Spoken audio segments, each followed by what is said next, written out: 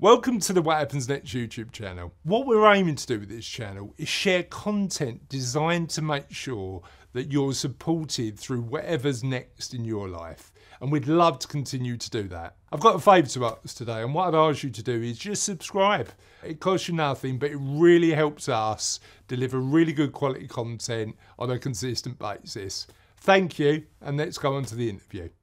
Thank you for joining us if you've watched some of our interviews before on What Happens Next. If you haven't, a warm welcome to What Happens Next, the channel designed to explore some of the things you might want to consider when you're thinking about that next stage of your in your life. As a chartered financial planner who's run his own business now for 15 years, a lot of people come to speak to me to talk about the money and whether they've got enough to do whatever they want, have the financial freedom to do whatever they want when they're thinking about what's next. But my experience is that the conversations we need to have about that next stage in our lives often are about the money because it removes the worry, but are about looking at our lives in a bit of a way where we're zooming out and thinking about what is a life well lived. And I'm really pleased to welcome Himanshu today to talk about the importance and thinking about community well-being in your life, and actually how contributing and giving back to our communities can improve our lives and actually have a better context in terms of what life well lived looks like. Himanshu, thank you so much for joining us today on What Happens Next. How are you? Well, first of all, thank you, Chris, for having me today to talk to you. I'm good, and I hear that you're going on an exciting holiday. So I am. I'm off as we record this. I'm not sure when this is going out, but as we record this, I'm off to the Amazon Rainforest soon. Yes. Very good. And again, part of my life well lived is having new adventures and having experiences that are going to excite me. If I'm being perfectly frank, I am a little bit nervous. And Cassie keeps on sending me photos of really big snakes that found in the jungle. But yeah, really excited to have that experience. So for those, I mean, I know you're an amazing guy and do brilliant work in the community. But for those of our audience who don't know who you are, tell us a bit about you. Right. So I wear a couple of professional hats.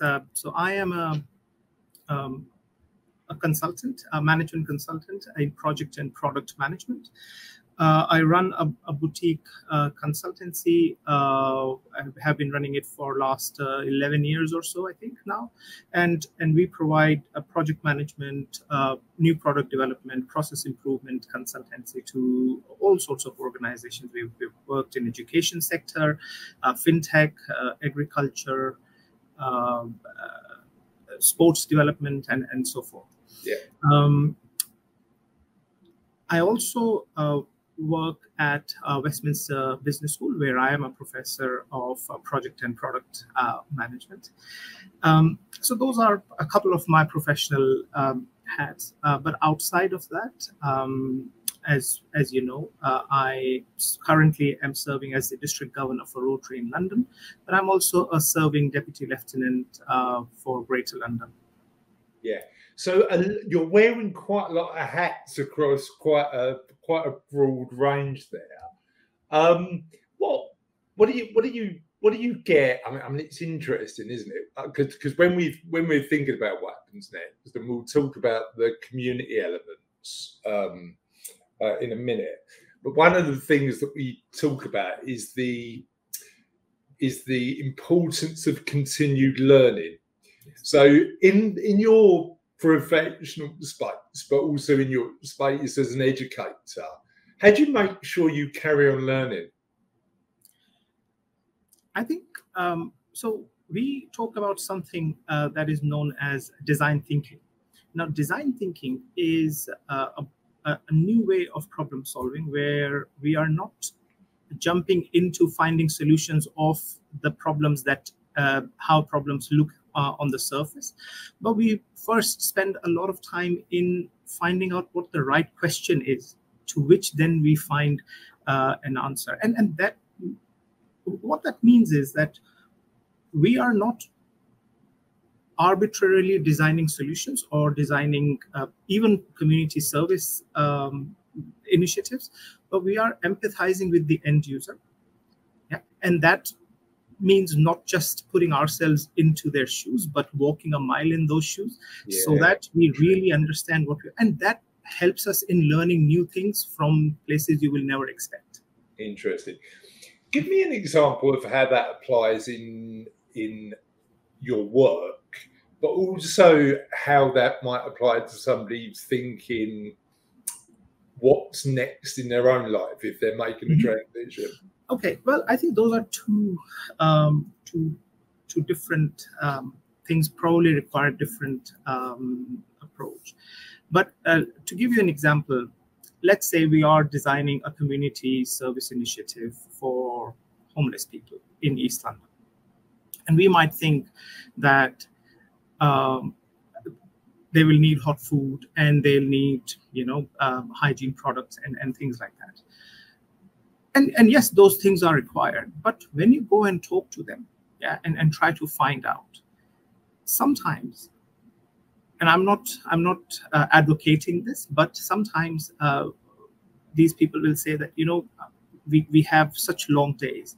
It would just be good to have a drink in the evening and then, but we would think that, well, if we give them money, they would buy all the alcohol and then waste all the money. But I mean, it's just like you and me, right? I mean, after a hard day at work, we would like to have a drink and then relax. So things like that. Or a lot of times these people would just like you to be a good neighbor, right? Just have a chat, rather than, giving them things and things. Yeah. This is something that you wouldn't realize unless you've started, you talk to them. Well, I suppose the other thing that we ignore is that element of just that act of how are you? Because it's unlikely they may have been offered some material stuff, coffee, food, whatever it is throughout the day, but has anybody actually turned around and said, "Are you all right?" Like, are you? It's an interesting one, isn't it? It's an interesting one. And when we're thinking, because it's really interesting. There's an amazing book that I'm a massive advocate for that talks about design thinking when we're thinking about our lives and what we should do. It's called Design Your Life by Bill Burnett. His TED talk I'm always talking about because it's brilliant. And the question that he shares in that book that's really interesting is, and again, I love design thinking because of the element of curiosity it brings to the experience. So I think it's really good. And he's got a really interesting question that I'm an advocate for everybody asking about their own lives. Yes. And that is, if you had all the money in the world and you didn't need to worry about money again, and you knew nobody would laugh at your decision, what would you do with your time? Yes. I just think that's great. And and the element is that removal of like, well, it doesn't matter what you choose, like, because it's up to. And that's such a brilliant question. Absolutely. What question do you find yourself asking people most?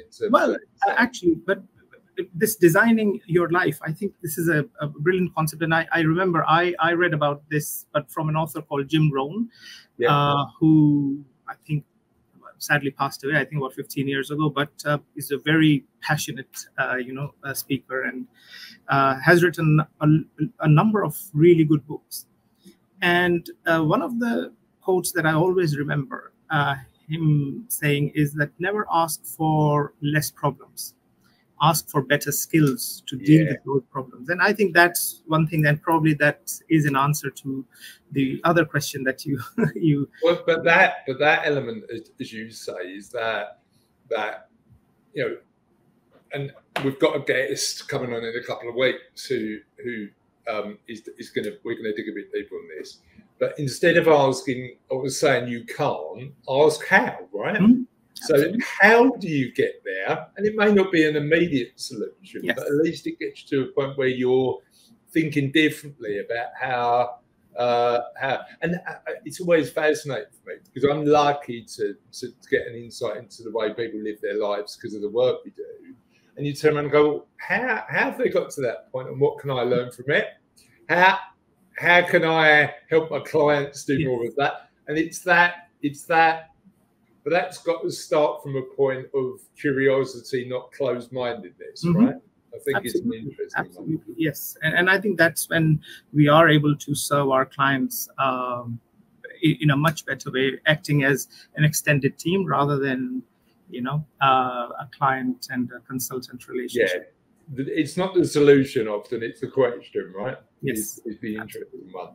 So tell me, professionally and so that design thinking, that curiosity is what you bring to work. Tell me how you started with Rotary and how that journey started for you.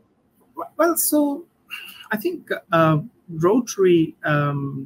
Let me talk a little bit about Rotary first, and then I'll come into. So Rotary is a professional organization. It's a membership organization of people, professionals, business people, community leaders like you and me, who would like to be part of an association and would like to do good in their local communities or internationally.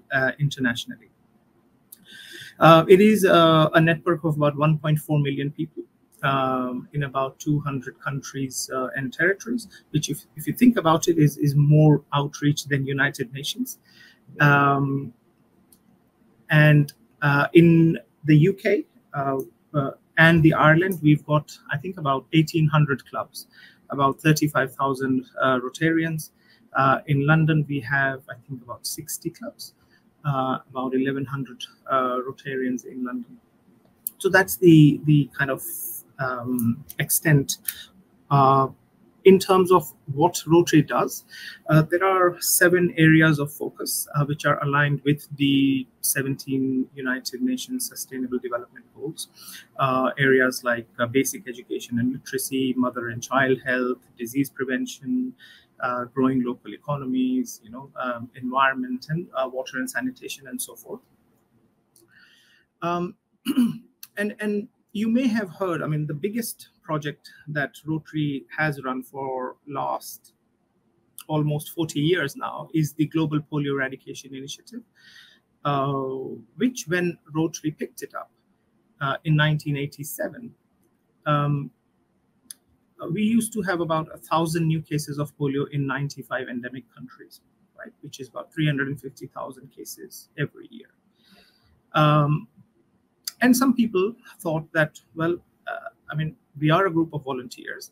Why can't we help in not only doing the vaccination, but fundraising and awareness raising, advocacy, and all of those things? So from there, today, we have about 24, 25 cases this year so far in 2 endemic countries, which is the border area between Pakistan and Afghanistan. That war-torn area. It's very difficult to get vaccinators over there. But we are committed to see this through. Current thinking is that we may see the last case of polio in 2029. And it is important because some people, well, it's only 25 cases. Why are we still spending millions? Because you want to get to 0, right? You want to get to that eradication. It is important to get to 0 because it is a viral disease, right?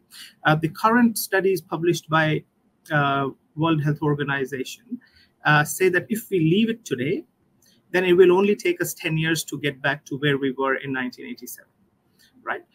And we have seen the spread. The importance of vaccination, because a couple of, or maybe 3 weeks ago, we saw that polio virus was seen observed in Gaza. A couple of years ago, the polio virus was observed here in East London. It's only a plane ride away. So that's one of the biggest initiatives that Rotary does. Rotary also runs one of the largest, if not the largest, but one of the largest scholarship programs for master's students. We call them global scholars. Every year, about 250 or slightly less than that, global scholars will be, a scholarship will be given to them, which will cover not only their tuition, but boarding, lodging, flights, everything. Yeah. London, being London, we get about 41 of them, 42 of them every year. Well, this year, 42. And these are scholars from all over the world. So from USA, from Japan, from Brazil, all over the world, people would come to London to study. Well, come to London or come to a location of their choice and do it. London gets 40, 42 every year. Apart from that, peace and conflict resolution is the seventh area of focus that I didn't mention when I was enumerating them. Rotary's efforts in peacemaking have been known. In fact, Rotary was one of the consultants when the United Nations was being formed. And in fact, even till today, Rotary is the only non-governmental organization that has a permanent seat at the United Nations. Okay. And every year, United Nations will celebrate a Rotary Day somewhere in the world in one of the UN headquarters. Rotary runs 6 peace centers across the globe. Peace centers basically will offer 6 months or a year-long peace program that students can do. And these peace centers are associated with reputed universities. So in the UK, we have it associated with University of Bradford. We have one in Sweden, one in USA, one in Far East, and so forth. The newest one in Africa, Uganda. The newest one, the 7th one, will be opened in February next year in Turkey, in Istanbul. Now, every year, around 120, 130 peace scholars. Now, these are different than global scholars. So 120 or 130 peace scholars will be given full scholarship to do peace programs in these peace centers. And these people, once graduated, they become mediators and negotiators, and with United Nations, with countries, and with peacemaking process. So, and the list goes on. So that is, in a nutshell, what Rotary does. Now, what I've told you is a lot of international work. Locally, also, Rotary will work with food banks, with these coffee mornings, disease prevention, all sorts of things, whatever the club members are passionate about. So that's what Rotary does. Now, my involvement with Rotary, I'm a 3rd generation Rotarian, right? So my grandfather was a founding member of the Rotary Club of Jaipur in Rajasthan, India. And he passed away in 1991. And then my father joined the same Rotary Club in 1994. Okay. I was asked to join a Rotary Club here in London. So I moved to the UK in 2011, end of 2011, November 2011, I came over, and then in a couple of months, my family joined me in February 2012. And we found that while I had been coming to London quite often, even before that, but I found that moving yourself and your family to a completely new place, a completely new culture, is a different thing. And we found that volunteering is a great way of finding out about the ways of the new place, about getting to know people, and So I started volunteering. I became a school governor. My wife used to run a kids club at the local Salvation Army in Barking, and the major at the Salvation Army, the priest at the Salvation Army, was a Rotarian, and he invited me to be a Rotarian. I only had to be asked because I had grown up seeing all of in that environment. Right? Rotary does, and that's how I got involved in Rotary. Love that, absolutely love that. And there's a bunch of questions I want to ask you based on what you've told me, because I see what's interesting. I often we look at the size of challenges and we go, feels too big, right? You know, like an eradication of a viral disease globally feels like a massive challenge.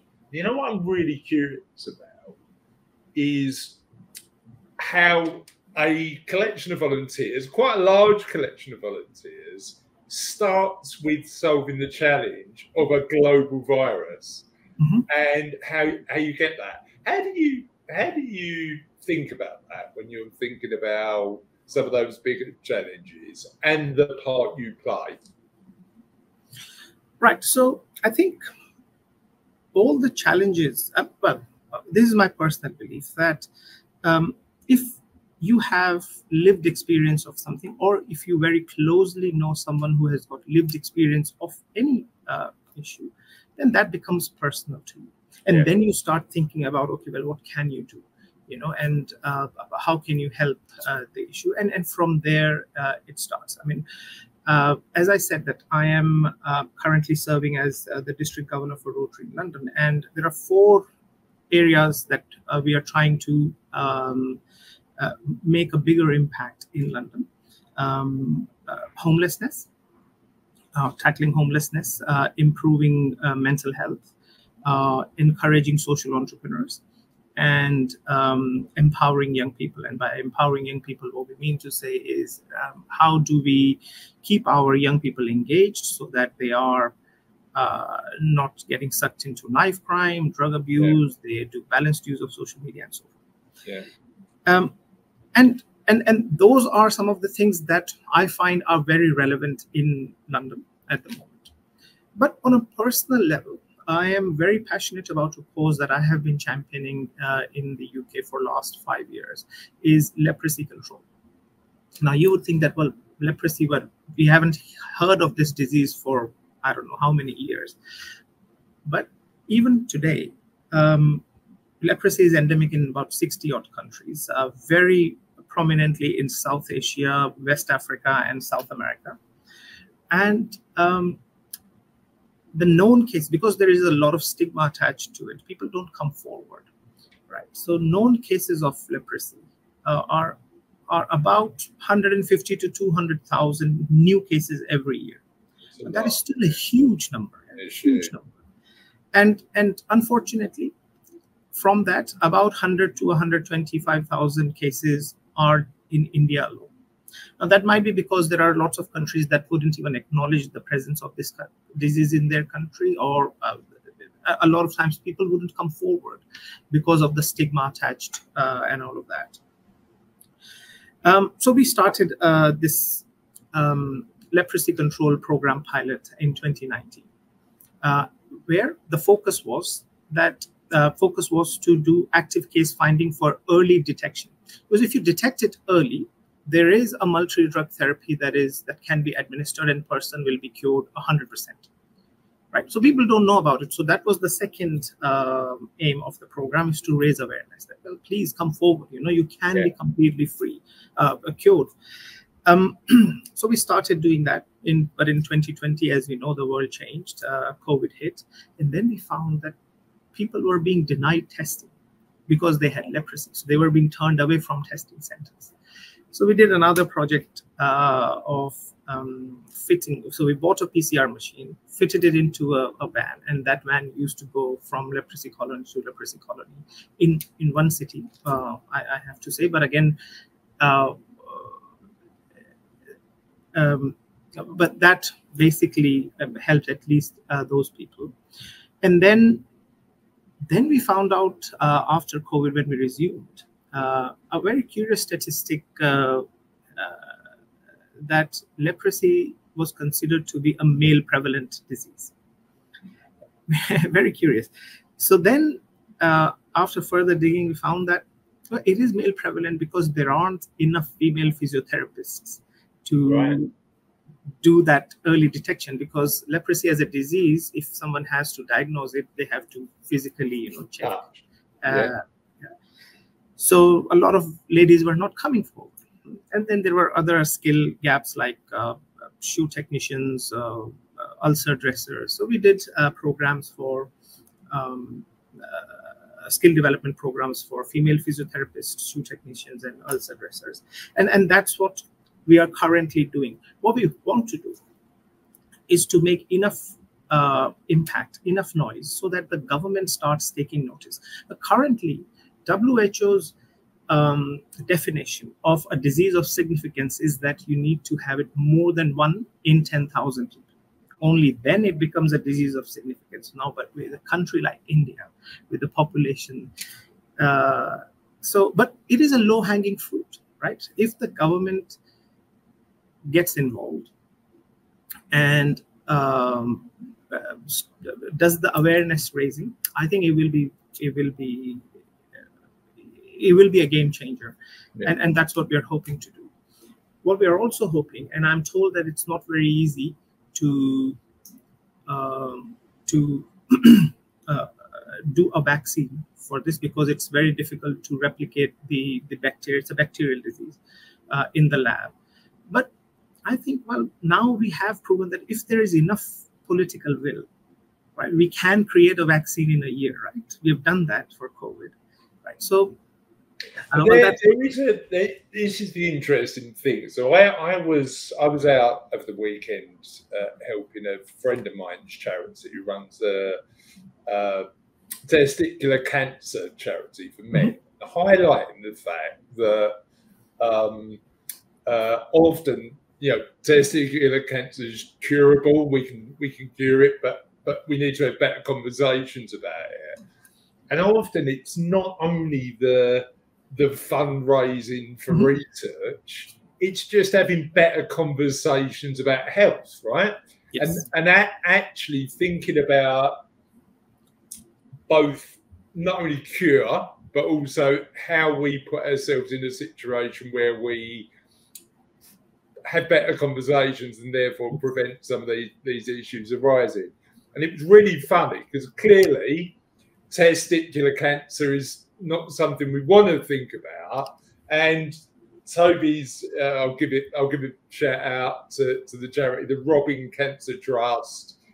Toby lost his brother through the disease, and he's really on a mission to try and make sure we think a lot of the work they do is about awareness, and it's really important just to have better conversations, and as you say, highlight it for people who just don't see this as a challenge, but should. So, like, as you say, NGOs, WHO, government, and I'd imagine Rotary can make, with 1.3 million, make some significant noise about it, right?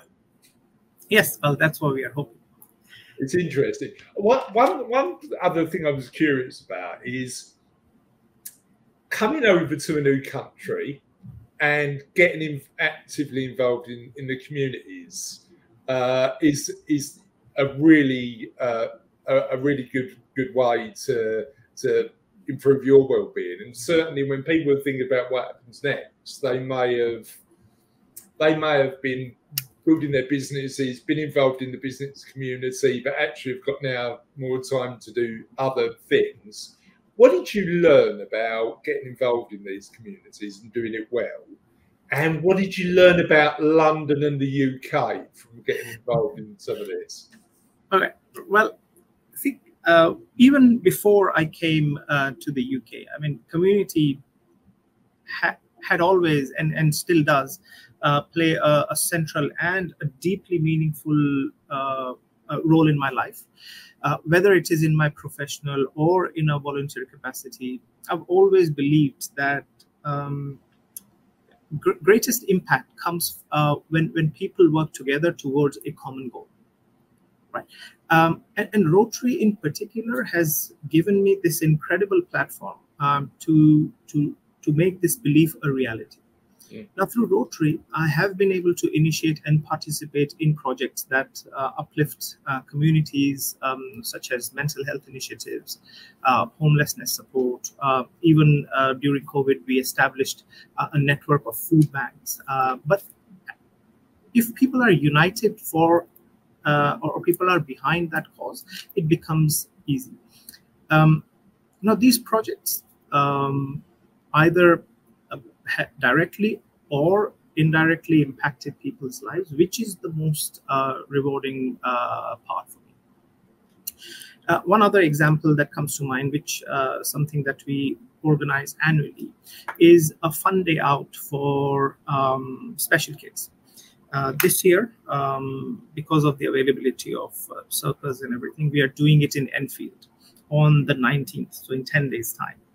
And we put up a fun fair for special kids, everything accessible to them. And there will be rides, slides, full circus, face painters, clowns, trains, and you have to just look at the joy that those kids have. That is life changing. That for me is the big thing. Like just having direct experience of the positive impact you can make in other people's lives is brilliant. And I wrote about this, one of these experiences, in the Kindness Project, the book that I wrote about kindness. Not a kindness expert, by the way, but I went on my own journey trying to make the world a better place, as you know, because you very kindly invited me to speak about this at one of your events. But one of the things that I love to do is every Christmas I help out, put on a high visibility jacket and go and wander the streets of Hornchurch, although now I've moved, I'll have to find somewhere else to do that. And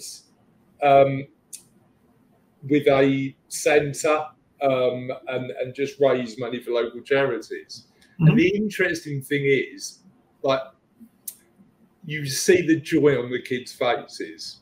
Now, I dragged my two girls out to come do this with me, and at the start of the night, they're always very much, "What are you doing, Dad? It's December the 18th. The last thing I want to do is wander the streets for 3 hours." But by the end, they're always like, "You know what, that was worth it." And it's interesting because what they get to experience is not only people being really generous with, because we did a bit of sort of food bank, so people giving bags and bags and bags of shopping to people who need it, seeing the looks on the kids' faces when Santa comes around the corner, and it does connect you to what you can do for the common good, right? Yes. I love it. Absolutely love it. So for a lot of people watching this interview and thinking about, look, I really want to get involved in the community. I really want to make sure that I'm doing this, but I'm busy. I'm in a position where I run a business, or I've got a role where I've got a lot of responsibility and time is at a premium. How do you wear so many hats and also find the time to make a positive contribution to your community through Rotary? Yes. So I think busy people make great community leaders. People don't realize this. You only have to try. But busy people, there is this age-old saying, right, that if you give a task to a busy person, right, they will find a shorter way of doing it because they are so busy. Yes. See, community work, volunteer work does require some commitment, but I think once you are passionate about something, it automatically comes, right? Yeah. I mean, I don't spend, I mean, it might look like it, but I don't spend 30, 40 hours a week, probably slightly more currently because I am serving as the district governor also. So maybe around 12, 15 hours at this time. But generally, I wouldn't spend more than 10 hours every week, which is like what, 1.5 hours daily to give back to your community. I mean, things look daunting if you don't start doing it. But when you start doing it, things unravel. And you always, again, at the end of the day, you have to be passionate about something. Only then it will make sense. If you're not passionate about something, then even small tasks will, look. So how do you find that passion? If you've been really busy, you've got, right, okay, I've now created myself. I don't need to worry. I need to worry less about money anymore. But I'm really looking for that underlying purpose, because it's not about the money. Money's a tool to live the life you want, but I don't know what life you want to live. How do you find that underlying element where you go, I don't really believe it? Well, I'd say that balancing a career with community service is a challenge, as I said. But for me, I think it comes down to prioritization and recognizing the value of both. Yeah. Right? Running a business and managing responsibilities definitely is consuming, and sometimes I also feel that, well, let me just switch off for 5 days and do nothing. But I found that community work gives a deeper sense of fulfillment and balance. It's very easy to get lost in day-to-day work, but giving back adds perspective and purpose to your life. Yeah. And I make time for community service because, as I said, it recharges me. It allows me to step away from my professional life and reconnect with bigger picture.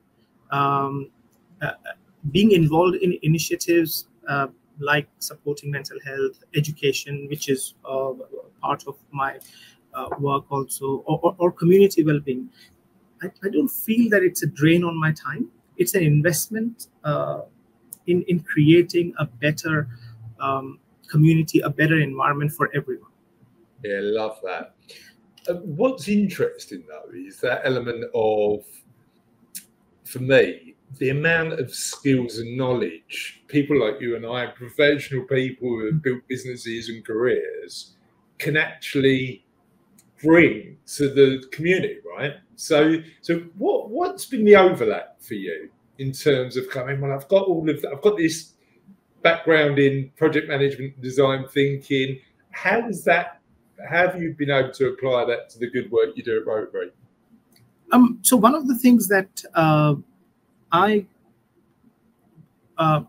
try to do every year is we used to run these workshops for local community leaders. It's called Project Management Skills for Life, okay. Where community leaders, church leaders, people who run small events, they can come and they can learn about, well, how can they manage these projects better, how to do checklists, how to manage, anticipate, and do risk management and so forth. Right. So that's something that we started in 2018, and I think that does a lot of things. By the way, that not only helps the attendees to learn something new, but I mean, they then become friends for life, right? One other thing that I do, which is sort of on the similar territory, is the East London Community Heroes Awards. Again, we set them up in 2019, and so it's been 6 years that we've been doing them. Now, East London Community Heroes Awards is just a way of finding out the impactful work that is happening, which goes unnoticed, right? Yeah. And then, so what we want to do is to find out this impactful work and appreciate them, right? Appreciate them. Well, thank you for doing all of that. But then we don't stop there. Right? We will then, after the awards, we will engage with some of the winners or the finalists, help them do fundraising, do awareness raising. In fact, one of the winners a few years ago, this lady used to run a sort of a volunteer group to help homeless people, right? So she had made some connects over the years, and people used to donate stuff to her, which she used to stuff in her garage, and then people would come to her, and she will help 150, 200 people every week. So then she won an award, and then we found out more about her, and then we asked her, okay, well, why are you not set up as a charity? Because if you are set up as a charity, then you will get access to funding, all of that good stuff. And she said, well, I don't know how to do that. So then we the Rotary Club of Stratford helped her set up a charity. Yeah. In fact, some of us were on the trustee board for a bit of time while they got back. So that is the kind of work that we want to do. I mean, we find ourselves in this unique position that we have our own causes that we are passionate about in Stratford. But we also see ourselves as enablers of other people. You know, but that's a real ripple effect, isn't it? You know, that element of saying, look, we're going to do our good work, but if we can empower people to do great work in their own way, how do we encourage that the great work she was doing anyway would have continued, but just empowering them and saying, look, here's what you need to know to take the work you're doing to the next level is, I love it, is absolutely brilliant. You've told me a few stories about the global work of Rotary, and I love that story about empowering somebody to move their charity, their organisation, doing good to the next step. What story that you haven't told me so far best describes the work you do? Okay, well, I think in locally, you mean locally? Yeah, let's do local. Well, locally, I think the biggest thing that I have been involved in is the East London Community Heroes Awards. I mean, over the years, every year, in fact, we will recognize around 40 or so community groups and volunteers from across East London, and that is one day that they can celebrate, network with themselves, but they can network with and make acquaintances with local MPs. Yeah, because you're making connections as well, aren't you? You're not only encouraging and showcasing those people, you're allowing those people to collaborate, essentially. Yes, yeah. Absolutely. So, and I think that has exposed me to a lot of projects that I would have never found out about, right? And so much good work is happening in East London, which people don't realize, and we think that we are kind of doing our little part in highlighting. Yeah, I love that. I think that is one of the things. And it's something I've spoken about before, because negative news typically spreads a lot quicker than positive news. And I think if you and I believe that most people in the world are generally trying their best and doing a bit of good, we've probably got a bit of an obligation to share those stories, right? I think you're absolutely right. One thing that fascinates me is that project management skills for life that you do. And my experience tells me that for individuals who are thinking about this crossroads in their life, where their previous plan's been mapped out for 30 years and they're going, this is scary now, but I'm reaching a point in time where I'm thinking about my what happens next moment, might need some of those skills. I might need, to be frank, Himanshu, I might need some of these skills. So what's your top 2 or 3 project management skills that you can apply to your life today? Well, I think I think there are a few, and not in any particular order, but I think time management is absolutely essential. Risk management. Now, when I say risk management, I don't mean technical, you make risk registers, but especially in community work, because we work with people, if you're doing anything, try to always have a plan B or a plan C for things, right? Because if you don't have that, and things don't go according to the plan, then there is a bigger disappointment. Yeah, but it's really interesting in the book. So I like the idea of risk management as I would, but often it means that, as you say, we can mitigate risk and still take action. So in the Design Your Life book, which is about using sort of design thinking to do your life, it's the questions that it explores. One I've done already: what happens if nobody laughs and you've got enough money? Question A is, what does a ideal use of your time look like if you had unlimited amounts of time? But also worst case scenario planning. You know, planning for the best and preparing for the worst is a good way of thinking about some of these things, right? Yeah, yeah, and also I think one of the most important things to consider is your people skills, right? As in, you're working with a lot of people. Everyone has a different perspective. So you may, and in volunteer or community work, you don't have the authority over people. So you have to, at all times, use inspiration and influence rather than, you know.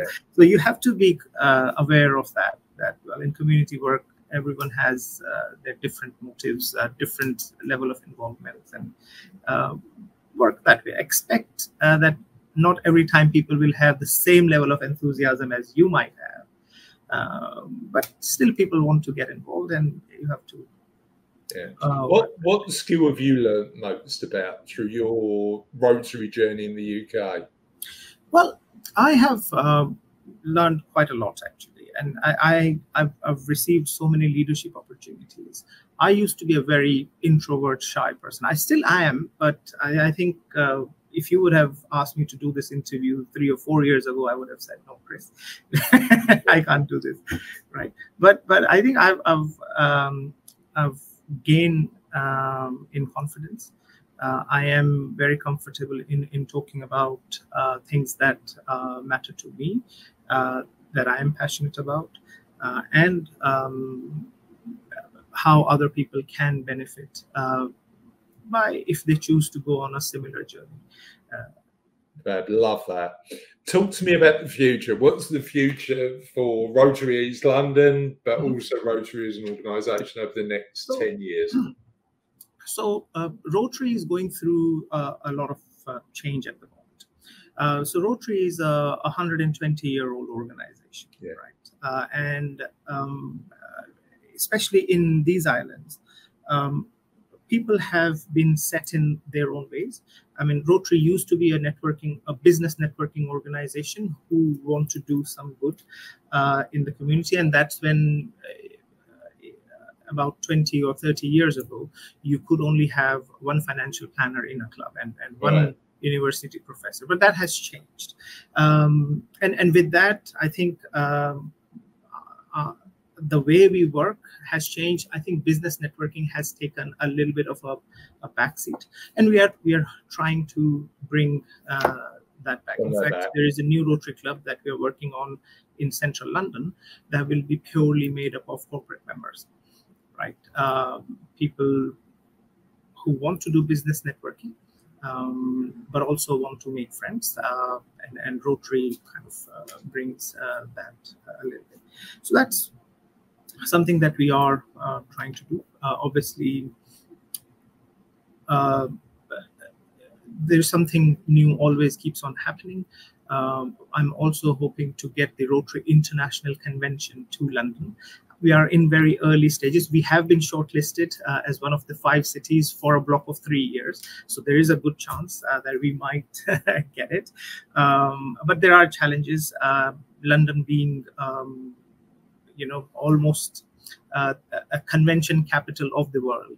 There are 30, 40 different conventions keep on happening in London every year. So to try to find the place, it is slightly challenging. But so either in 2029 or 31 or 32, those are the 3 years where we are hoping the international convention. Now, what that means is that about 25 to 30,000 Rotarians from all across the globe will come to London, and look at us, and they will.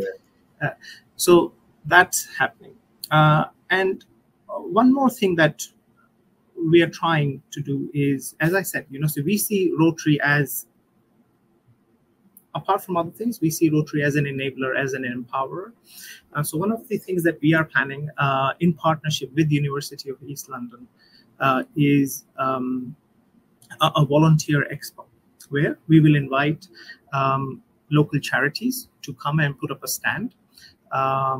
And we will invite people to explore volunteering opportunities. Those could be students, those could be general public.